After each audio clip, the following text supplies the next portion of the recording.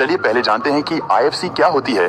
दोस्तों, अगर हम आईएफसी के फुल फॉर्म की बात करें तो आईएफसी का फुल फॉर्म होता है इंस्टीट्यूशनल फंडिंग कैंडल। यहाँ पर जो इंस्टीट्यूशनल शब्द इस्तेमाल हुआ है उसका मतलब है फाइनेंशियल इंस्टीट्यूशंस, जैसे कि banks, hedge funds, mutual funds या इंश्योरेंस कंपनियां, जिन्हें हम स्मार्ट मनी भी कहते हैं क्योंकि इनके पास बहुत ज्यादा फंड यानी कि पैसा होता है। और जो यहाँ पर फंडिंग शब्द इस्तेमाल हुआ है उसका मतलब होता है किसी विशेष उद्देश्य यानी कि प्रॉफिट के लिए पैसे लगाना।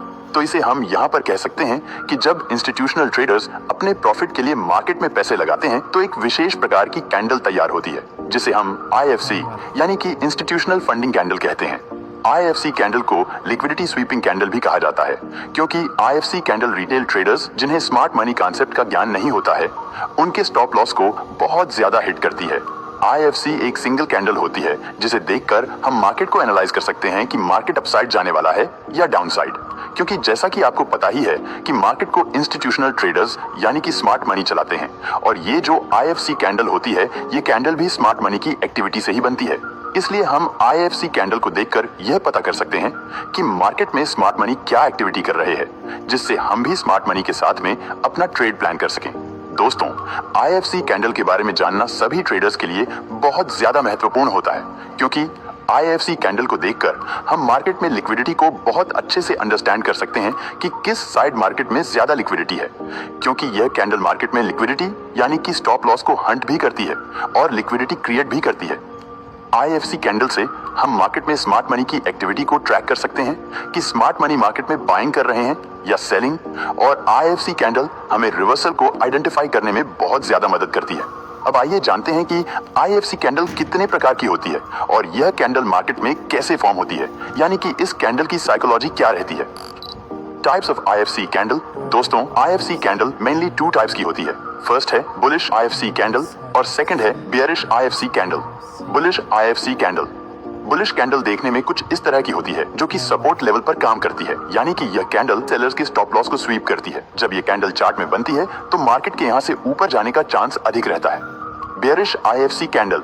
यह जो हमारी बेयरिश आईएफसी कैंडल होती है यह देखने में कुछ इस तरह की होती है जो कि रेजिस्टेंस लेवल पर काम करती है। यह कैंडल बायर्स के स्टॉप लॉस को स्वीप करती है। जब यह कैंडल चार्ट में बनती है तो मार्केट के वहां से नीचे आने का चांस अधिक रहता है। अगर आपको लिक्विडिटी स्वीप का मतलब नहीं पता है तो आपको बता दूं कि जब मार्केट बायर्स या सेलर्स की लिक्विडिटी को रनिंग कैंडल से ही ग्रैब करता है तो उसे हम लिक्विडिटी स्वीप कहते हैं। मैंने इस टॉपिक पर पहले ही एक वीडियो बनाई हुई है, आप एक बार इस वीडियो को जरूर देख लें। अब आइए जानते हैं कि आईएफसी कैंडल चार्ट में कैसे बनती है।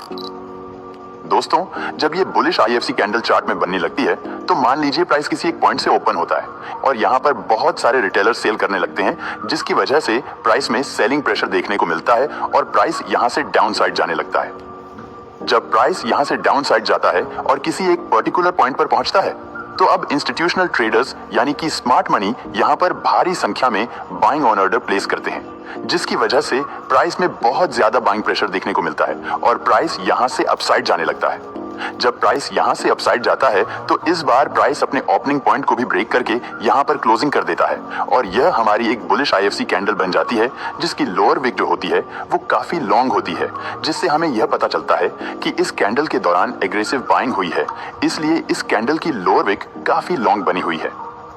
यह जो बुलिश आईएफसी कैंडल होती है यह रेड या ग्रीन किसी भी कलर की हो सकती है, बस इसकी लोअर विक काफी लॉन्ग होनी चाहिए। इसी तरह से गाइस, जब ये बेयरिश आईएफसी कैंडल चार्ट में बनने लगती है तो प्राइस किसी एक पॉइंट से ओपन होता है और यहाँ पर बहुत सारे रिटेलर्स बाइंग करने लगते हैं जिसकी वजह से प्राइस में बाइंग प्रेशर देखने को मिलता है और प्राइस यहाँ से अपसाइड जाने लगता है। जब प्राइस यहाँ से अपसाइड जाता है और किसी एक पॉइंट पर पहुंचता है तो अब यहाँ पर स्मार्ट मनी भारी संख्या में सेल ऑन ऑर्डर प्लेस कर देती है जिसकी वजह से प्राइस में बहुत ज्यादा सेलिंग प्रेशर देखने को मिलता है और प्राइस यहाँ से डाउन साइड आने लगता है। इस बार जब प्राइस डाउन साइड आता है तो प्राइस अपने ओपनिंग पॉइंट को भी ब्रेक कर देता है और यहाँ पर क्लोजिंग कर देता है और यह हमारी बेयरिश आईएफसी कैंडल बनकर तैयार हो जाती है जिसकी अपर विक काफी लॉन्ग होती है। इसकी अपर विक से हमें पता चलता है कि इस कैंडल के फॉर्मेशन के दौरान एग्रेसिव सेलिंग हुई है, इसलिए इस कैंडल की अपर विक काफी लॉन्ग बनी हुई है। ये बेयरिश आईएफसी कैंडल रेड या ग्रीन किसी भी कलर की हो सकती है, बस इस कैंडल की अपर विक इसकी बॉडी के कंपैरिजन में दोगुनी होनी चाहिए। आई होप कि आपको सब कुछ अच्छे से समझ आ रहा है।